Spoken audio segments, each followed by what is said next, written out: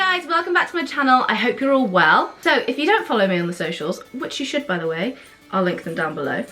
Yesterday I uploaded a poll to Instagram asking you what you wanted to see from me, whether it was a kind of cover of another song or whether you wanted a more chatty video, and most of you said a chatty video. I am going to be posting a cover later on in the week, and it's a cover of a song that I normally sing in my covers band. It's a really nice, like, feel-good song, I think. It always gets people up dancing and singing along, so I hope you enjoy it. I feel like it's kind of what we need in this time, you know? So, as you requested, here I am doing a vloggy, chatty kind of video. I was kind of struggling to decide what kind of chatty video you guys would like. A lot of you suggested doing like a story time type of situation, but I couldn't think of any stories interesting enough to tell you.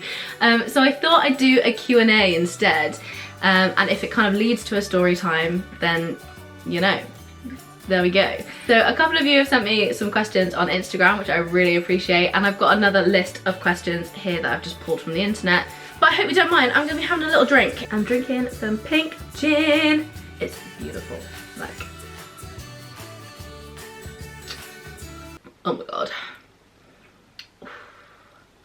So I'm not gonna be drunk, I'm not even gonna be tipsy, but you know, just loosen me up. Oh, I'd just like to point out as well that in real life I do swear quite a lot, but I'm gonna try and not to swear because I understand that a lot of people don't like it, and I do try not to swear in real life in front of people that don't like swearing. But when I've had a drink, it kind of just comes out, and I apologise in advance. Okay, before I go on with this video, I would just like to make you aware that if I can't talk proper English or I just seem a little bit distracted, it's because yesterday I had the biggest migraine ever. It literally lasted all day. I don't know if any of you have ever had a migraine before, but it was just so painful. And I basically spent all day yesterday napping, so when it actually got to my bedtime at like 2 o'clock in the morning, yes, I go to bed at 2 o'clock in the morning, I just wasn't tired, so I didn't fall asleep until about 7:30 this morning. So I'm shattered. I don't really know what's going on. So I apologise, just come on this journey with me. So my first question is from Instagram, and someone has asked me what genre would I never cover. Most of you probably know this, but I am a singer. I do cover songs on YouTube, but I'm also in a covers band and we play all over Cardiff and South Wales.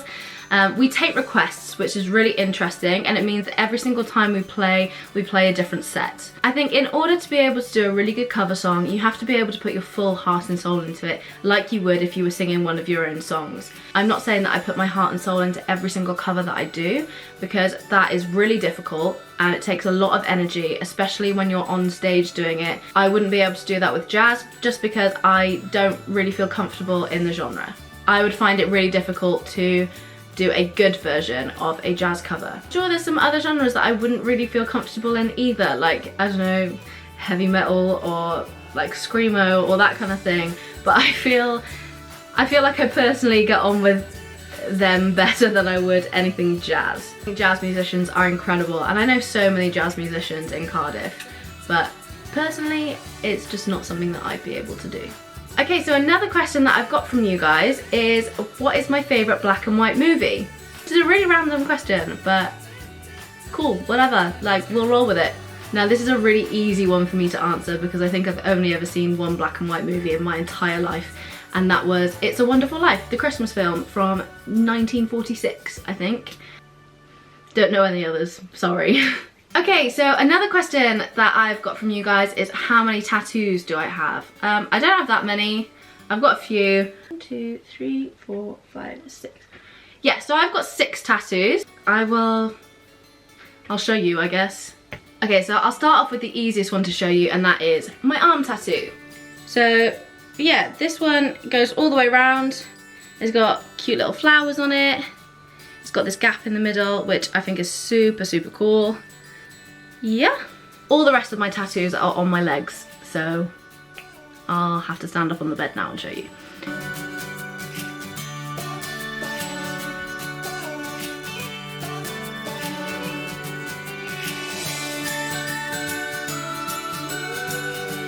Okay, so there's 4 of my tattoos. The other 2 are like really awkwardly on my legs, so I'm gonna like pick up the camera and I'm gonna show you in a second. Hey guys, so I'm just editing this now and I realised that I forgot to film my other 2 tattoos that I told you that I would. It was just like really difficult trying to get it off the tripod and stuff to show you in that moment, and then I just completely forgot. So I'm going to put some photos somewhere so that you can see the other 2. They're really cute. Okay, thanks, bye. Okay, my next question is, have I met anyone famous? They might not be considered famous to you. I will try and find some photos, and if I can, then I will pop them like around here. Firstly, I have met Jack from the band All Time Low. He's the lead guitarist. He's super sick. I went to one of their gigs when I was about 14 years old. One of the other people that I have met is Jonathan Davis, and he is like a legend in the Welsh rugby scene. He came into the restaurant I work in to have food with his daughter, and he's been in quite a few times actually, but the first time that I ever saw him, I called my mum and she majorly freaked out and she forced me to go and get a photo with him. So I met Macklemore, or Macklemore, however you say it, once, which was pretty cool. There is like a massive story behind that though, so if you want me to talk about that at some other point, then that's chill. Like, I will do another video about that. I don't have any photos of that, unfortunately, because of the situation that I was in. But yeah, the only other person I can remember off the top of my head that I've met is a guy called Rick Edwards, who is a presenter. He was on like T4 and Channel 4 kind of stuff. He also does documentaries. There is a little story behind this, so I will go through that with you quickly now because it is like quite cool. So every year for 3 years running, I was lucky enough to be able to go to the Gambia and do some charity work with my school.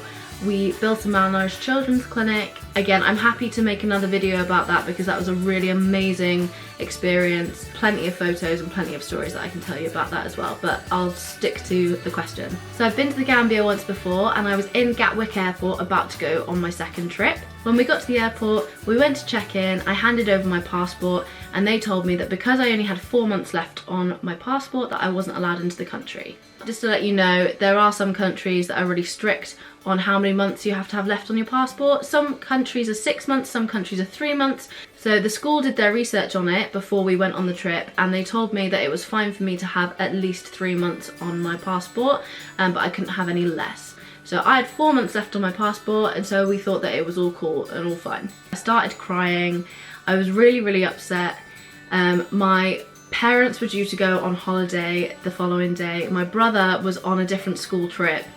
And if I couldn't go to the Gambia, then it would have meant that I would be staying home alone. In the queue for passport check-in, Rick Edwards was there, and I noticed him, and one of my friends went over to him and explained the story, and he was like, yeah, of course, get her over to have a photo, that's absolutely fine. So the photo is here.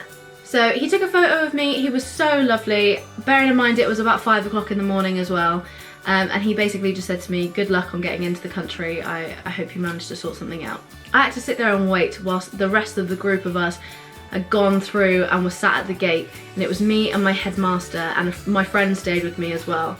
And my headmaster was on the phone constantly for about an hour trying to get in contact with someone who could tell us if I was allowed into the country or not. My headmaster managed to get in contact with an ambassador of some sort, and all he had to do was fill in a form, write a letter and scan it to the airport to say, yeah, it's absolutely fine that she's allowed into the country. So that's what they did. 10 minutes before my flight was due to leave, and I'm being serious, literal 10 minutes before my flight was due to leave, we are running through airport security, the 3 of us, and we just about made it. In fact, I think we delayed the flight slightly, so apologies to everyone that was on that flight. But as I walked onto the plane, Rick Edwards was sat on the chair right next to the door, and he saw me and he was like, oh my goodness, I'm so happy that you managed to make this flight, like congratulations. It turns out then that he was staying in the same hotel as us as well, so we saw him like every morning for breakfast and every evening for dinner. He was filming a documentary out there. I'm not sure what documentary it was, but he was out there for a lot longer than we were, but that was so cool. That whole experience was just so bizarre, so I thought I'd just quickly share that with you. My next question, if you could change one thing in your life that's happened, what would you change? I'm not going to go into this because it's very deep and it's very personal, and we're only just getting to know each other, babes. Like, do diving into the deep end for me at the moment, you know? Do you have a sibling, and what's one really cool memory that you have with them? So yeah, I've got a younger brother called Ben. He's cool, he's 20, I think. Yeah, he's 20. One thing I remember throughout our whole childhood is just, we had this language that we used to speak.